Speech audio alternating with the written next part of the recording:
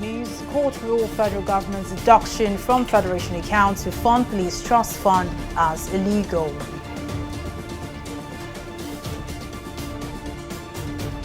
And soldiers arrest 105 suspected political thugs in Ekiti State.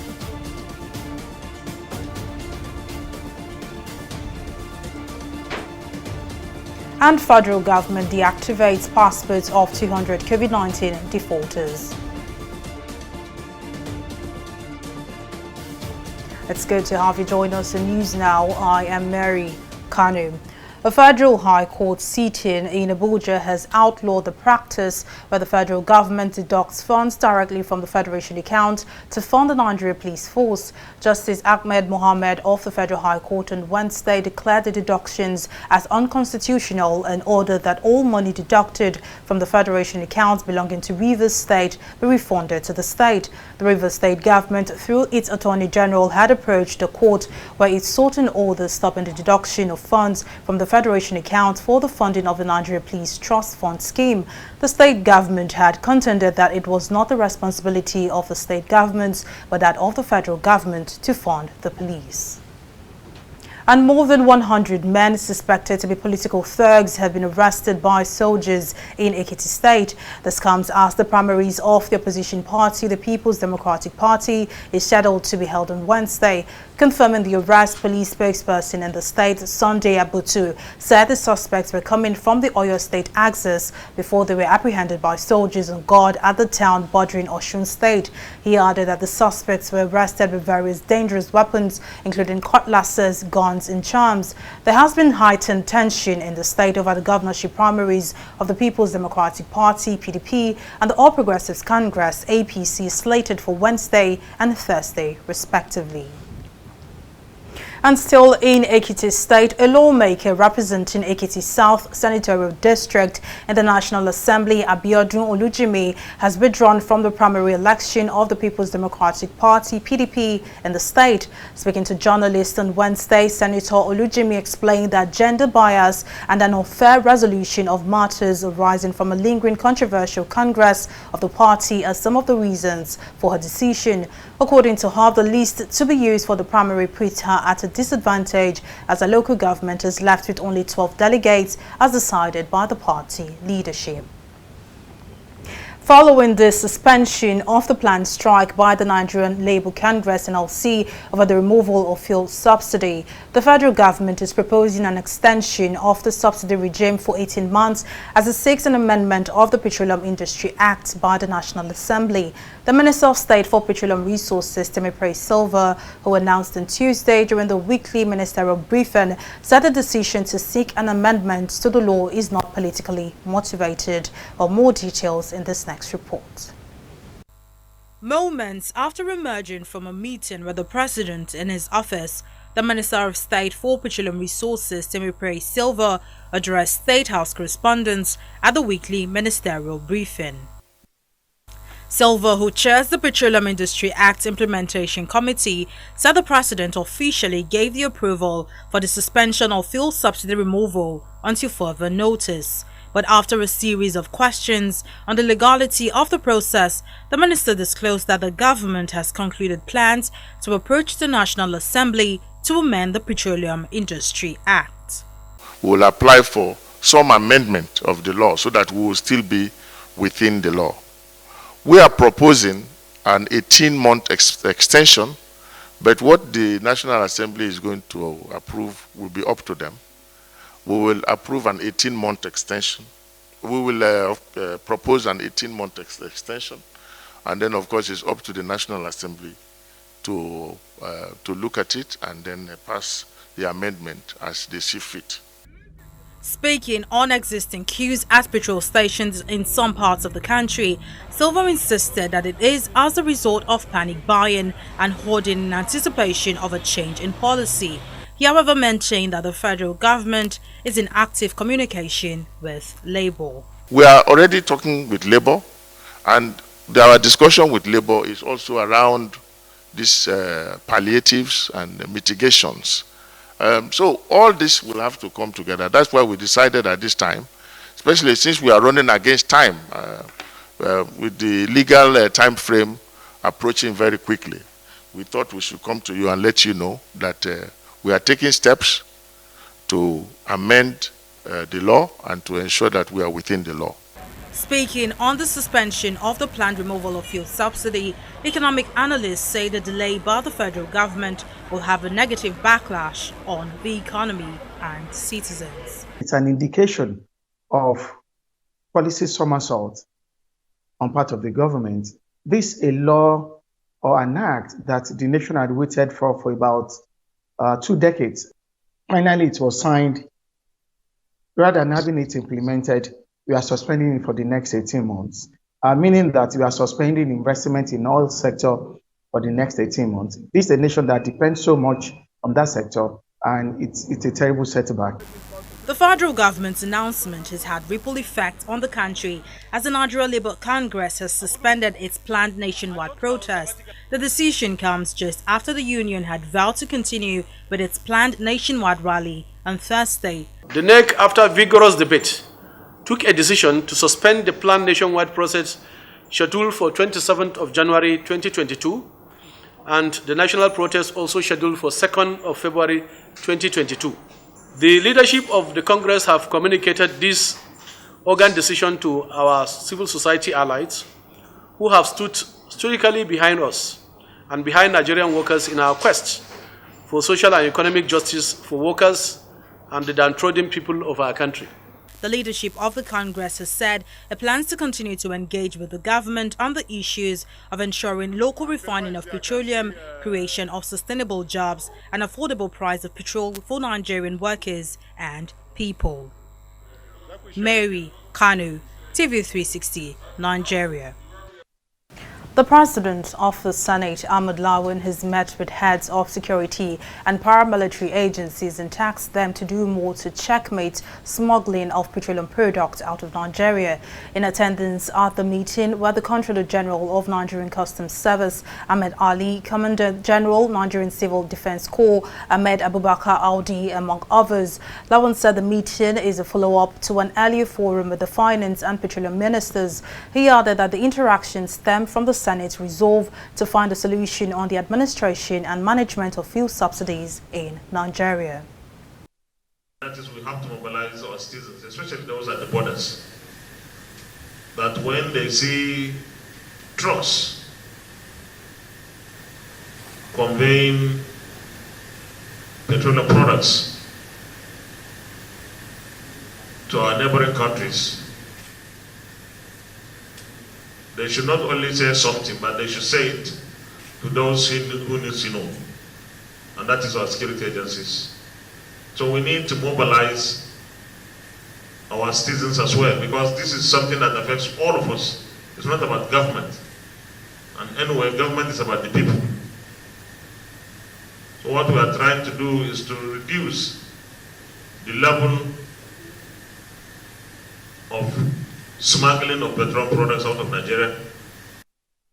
And now in Lagos State, Governor Babajide Sanwo-Olu has flagged off the Okpebi to Ojota Link Road project, which is aimed at providing easy commuting around Ikeja and its environs. During the flag-off of the project, Governor Sanwo-Olu explained that the bridges will also act as a relief to the overburdened and oversaturated routes existing within the state capital. Well, our correspondent Simisola Adigun has the details in this next report. As part of Governor Babajide Sanwo-Olu's administration's efforts to fulfill its electoral promises to Lagosians, the Lagos state government has announced plans to construct a link bridge that will connect Okpebi Road to Lagos Ikorodu Road. During the flag-off ceremony, Governor of the state, Babajide Sanwo-Olu, explained that the link bridge is constructed to enhance interconnectivity and to make life less stressful and more meaningful for the state's over 15 million residents. We see this by saving important man-hours that would have been otherwise lost in traffic. We want to enhance interconnectivity. We want to ensure the provision of a better riding surface and the elimination of traffic gridlocks, while generally making life more meaningful to all of our commuters in Lagos. And I say that with every sense of responsibility. We want to make life more meaningful to all of our citizens. Governor Sanwo-Olu maintained that his administration is committed to providing necessary infrastructure for sustainable development across the state. To this effect, the governor announced that the state has successfully acquired 10 trains for the Red Line project as well as 3 trains for the Blue Line project to enhance train transportation in Lagos. We're able to close the deal on the acquisition of a 10-coach, 10-train intracity rail from Talgo in Milwaukee, United States. This is for the Red Line project. But what we have not announced is not just for the Red Line, that we have actually also acquired 3 sets of train for the Blue Line as well. On her part, the special advisor to the governor on works and infrastructure, Aramide Adeyoye, explained that the project is a collaboration between the Ministry of Works and Infrastructure as well as Ministry of Transportation to make provision for transport solution that ensures value and relief for the motoring public. The design concept for this project has been holistically and collaboratively done between the Ministry of Works and Infrastructure and the Ministry of Transport, so as to provide not only an infrastructure solution, but also a transport solution that ensures value and relief for the motoring public. Being the commercial nerve center of the country, Lagos is known for having one of the worst traffic gridlocks in the world, as commuters spend hours on the road before arriving at their destination. But Governor Babajide Sanwo-Olu has assured Lagosians that his administration will intensify efforts to ease mobility across the state. Simisola Adigun, TV360, Lagos. The Chinese community in Nigeria has gathered to celebrate the 2022 Chinese Spring Festival and the 2022 Olympic Winter Games. The festival, which marks the start of a new year, is regarded as the biggest festival in China and also the most colorful of all events with traditional celebrations around the world. Our correspondent Mojisola Matami tells us more in this next report. It's the 3rd time the Chinese Spring Festival is being celebrated in Nigeria. The event is usually characterized by a vast array of Chinese art, decorations, and music. This all-art Oriental hotel has been transformed into a small Chinatown filled with the presence of distinguished guests, Chinese nationals, and Nigerians. The event, organized by Owashin Arts Troupe Nigeria Limited, marks the start of a new year in accordance with the Chinese lunar calendar.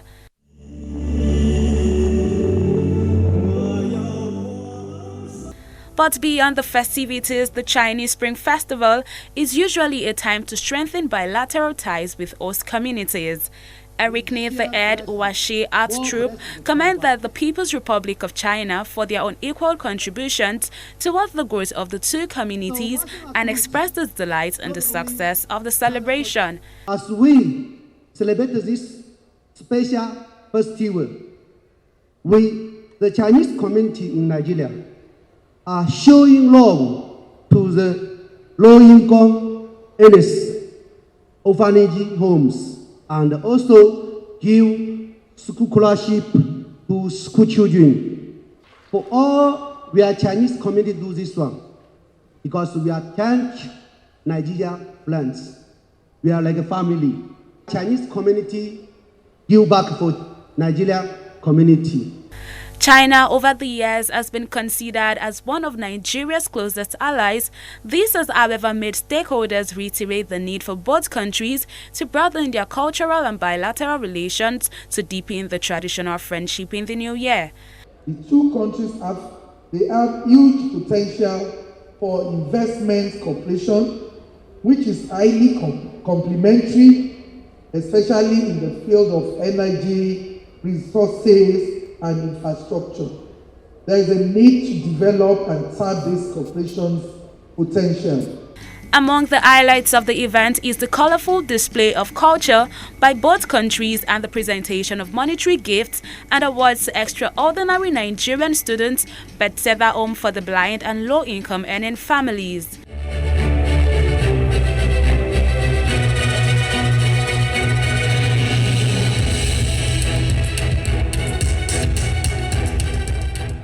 On his part, the Director General National Council for Arts and Culture, Olusegun Rusewe, says efforts should be made by the Chinese government and industrialists to develop the Nigerian textile industries, mechanized farming, and other artisan products. It's on record that Nigeria is taking the lead on transportation when it comes to rail, with the beautiful help of the Chinese people. I celebrate the Chinese people for this understanding and support for a new gauge rail system in our great country. In a bid to coordinate the cooperation and relations between both countries, Nigeria and the government of the People's Republic of China signed a memorandum of understanding to establish an intergovernmental committee. Mojisola Matomi, TV360, Lagos. Well, we'll take a break here, but still to come, Senegal, Morocco qualified for AFCON 2021 quarterfinals. Details of this story and more right after this break.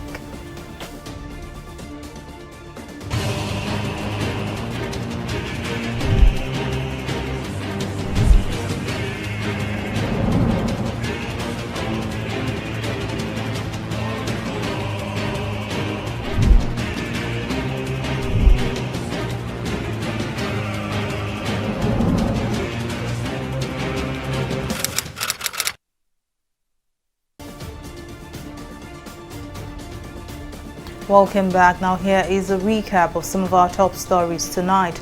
A federal high court sitting in Abuja has outlawed the practice where the federal government deducts funds directly from the federation account to fund the Nigeria Police Force. Justice Ahmed Mohammed of the Federal High Court on Wednesday declared the deductions as unconstitutional in order that all money deducted from the federation accounts belonging to Rivers State be refunded to the state.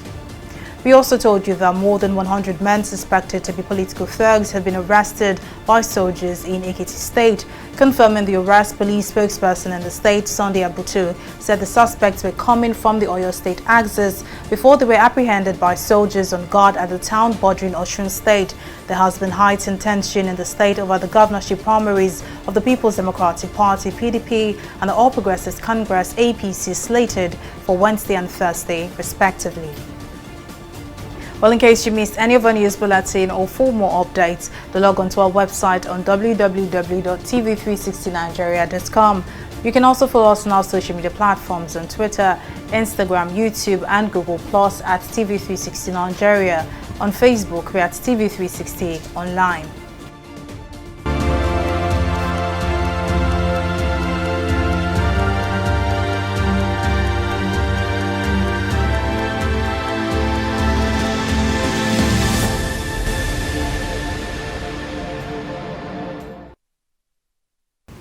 The Presidential Steering Committee has deactivated passports of about 200 COVID-19 test defaulters after discovering fake PCR tests and vaccination cards. The Lagos State Commissioner for Health, Akin Abayomi, made this known during a press briefing at the State House in Alausa on Wednesday. According to the Commissioner, the names of the defaulters who failed to appear before a mobile court have been submitted and their passports will be deactivated for a period of 1 year. Abayomi maintained that the committee found other dubious actions of some inbound passengers who presented fake PCR tests and COVID vaccination cards and also filling false travel information in an attempt to bypass the national COVID guidelines. The National Primary Healthcare Development Agency, NPHCDA, says plans are on the way to integrate the mass COVID-19 vaccination campaign with child immunization and other primary healthcare services. Executive Director of the agency, Faisal Shuaib, made this known on Tuesday at a media briefing on the progress of COVID vaccination in Nigeria. Shuaib explained that alongside the COVID-19 vaccines, childhood vaccines will also be available at vaccination sites. He thereafter urged parents or guardians with children aged 0 to 23 months to take them along to the vaccination sites to prevent outbreaks of childhood vaccine-preventable diseases. In this phase of COVID-19 mass vaccination, we plan to integrate the campaign with childhood immunizations and other primary healthcare services. What this simply means is that alongside the COVID-19 vaccines, childhood vaccines will also be available at the COVID-19 vaccination sites. Consequently, parents and guardians with children aged 0 to 23 months are urged to take them along to the vaccination sites. The childhood vaccines protect against polio, whooping cough, measles, yellow fever, tetanus, tuberculosis, and other childhood preventable diseases. This is to ensure that while we are trying so hard to control the transmission of COVID-19, we do not neglect other PHC services or even have outbreaks of childhood vaccine preventable diseases on our hands. We'll take a break here and be back with more stories in business. Stay with us.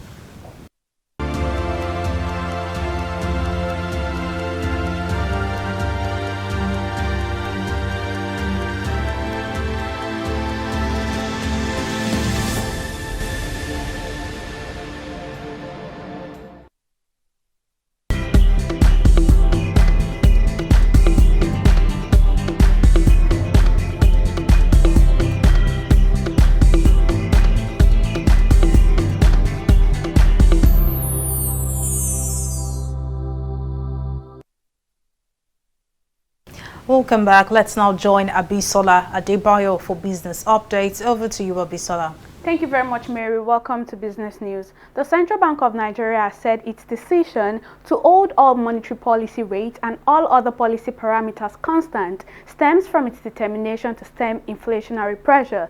The Central Bank Governor Godwin Emefiele said this at the end of its two-day meeting, which also marks the first for the year 2022. The MPC retained benchmark interest rate at 11.5%, cash reserve ratio as well as liquidity ratio retained at 27.5% and 30% respectively. Our correspondent Folashade Ogunride tells us more in this next report. Beyond retaining all parameters constant, the CBN Governor and Chairman of the Monetary Policy Committee, Godwin Emefiele, addressed a number of issues raised at the end of the MPC meeting. While some advanced economies such as the United States have resolved to commence policy normalization, the CBN boss explained that the MPC made a decision to maintain the hold position in order to moderate inflation as well as accelerate output growth. Committee was clear that a loosening option was not desirable because it will trigger further liquidity surfeit and fuel inflationary pressure as available funds may outstrip the economy's absorptive capacity or domestic capacity utilization.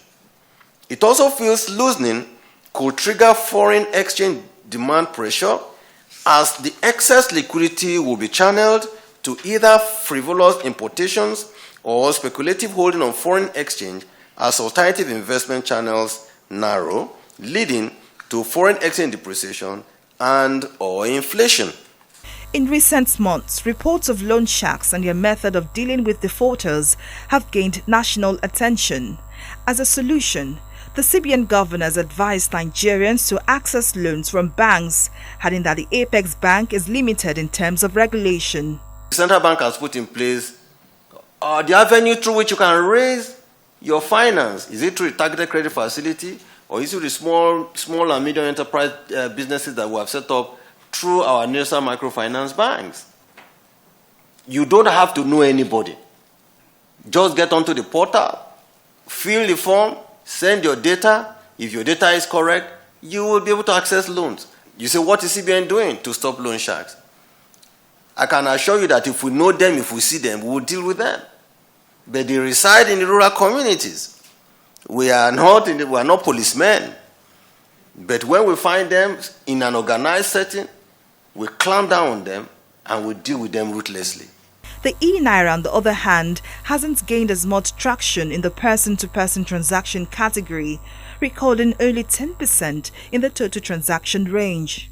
Since its launch about 3 months ago, Nigerians have continued to gradually adopt e-Naira as a fast and reliable means of exchange.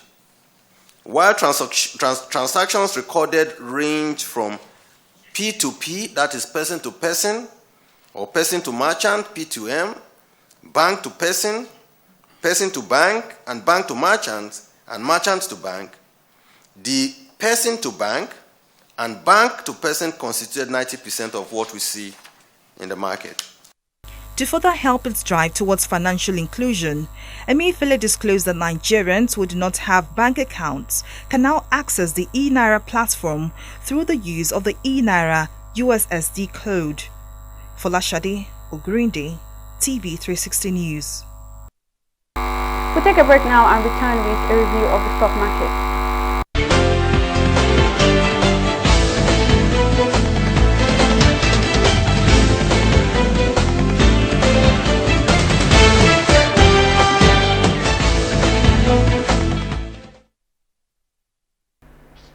Nigerian stocks scaled up by 1.29% on Wednesday, on track for another week of positive yield. The market capitalization in the same vein also gained 324 billion naira to close at 25 trillion naira. These gains is as a result of increase in share prices of telecom powerhouse Airtel and Ecobank Transnational Incorporated (ETI) will lead the advance today. Airtel continued to draw interest from investors, garnering 10% gain, the maximum daily appreciation allowed by the boss. The telco's new valuation of 4.8 trillion naira now places it a spitting distance from that of Dangote Cement, Nigeria's biggest company by market capitalization, which means Airtel right here could usurp the cement maker and take the top spot if the momentum of gain is sustained, but it's closely followed by ETI. On the flip side, as our losers list for today, Cadbury and Prestige led the losers counter as they recorded a combined 94 kobo loss. Moving on to our market summary, we can see that a total volume of 328 million units of shares valued at 4.8 billion naira exchanged hands in 4,219 deals. Even though the market is in the positive territory today, I'll say it's still too early to celebrate, as it seems investors in the market are taking advantage of the late rally seen so far this month. But let's keep our fingers crossed for the outcome at the end of the week. Moving on to the global market, the FTSE, the Dow Jones and the Nikkei, London's FTSE, rose on Wednesday with heavyweight mining, energy and banking shares leading gains before the outcome of a U.S. Federal Reserve meeting. U.S. stocks in the same vein rebounded in initial trading on Wednesday ahead of a Federal Reserve policy update, while ongoing tension between Russia and Ukraine helped push oil to a 7-year high. But unfortunately, it's a different story on Japan stocks, as Nikkei closed negative, recording a 0.44% decline. That's all on stock market review. Over to Mary for the rest of the news. Well, thank you for that update, Abisalam. Now, on the global scene, the International Committee of the Red Cross (ICRC) has made its first delivery of medical supplies to the Tigerian capital, Mekelle, after several attempts since last September. The ICRC said the urgently needed supplies and essential drugs which were flown in will be distributed to facilities across Ethiopia's war-torn Tigray. The northern region is under what the United Nations calls a de facto blockade that is preventing life-saving medicine and food from reaching millions, including hundreds of thousands, in famine-like conditions. Meanwhile, on Sunday, Ethiopia said it would allow more flights to augment the land transportation of food and medicine into Tigray. Well, it's time for Entertainment Report.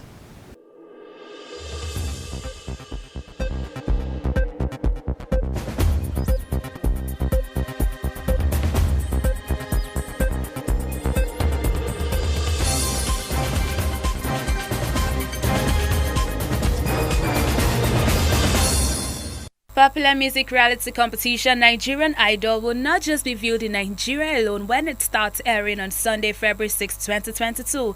According to organizers, the show will also be streamed on video-on-demand platform Showmax across Africa and abroad in the United Kingdom, Italy, France, Australia, and New Zealand. The 3-month-long music reality show will follow the lives of talented and aspiring musicians who undergo rigorous training to become the next music superstar. The winner will, however, walk away with 100 million naira worth of prizes. Embattled Nollywood actor Olarewaju James, also known as Baba Ijesha, has dropped plans to file a no-case submission. During the court proceedings on Tuesday, January 25th, 2022, Baba Ijesha's lawyer revealed that they had dropped plans for a no-case submission. Baba Ijesha was detained on April 22nd, 2021, after the Lagos State Police Command announced his arrest for allegedly sexually assaulting a 14-year-old girl in the care of Nigerian comedian Princess. And that is all that we have for you in the entertainment segment of News Now.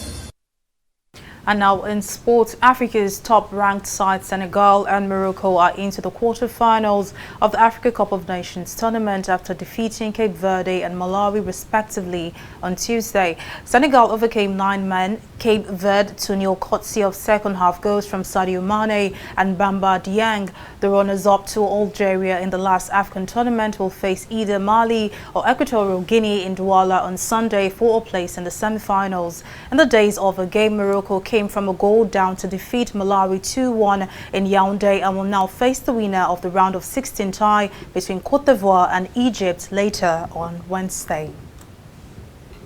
Well, that's all on our package at this time. Well, thank you for watching. I am Mary Kanu.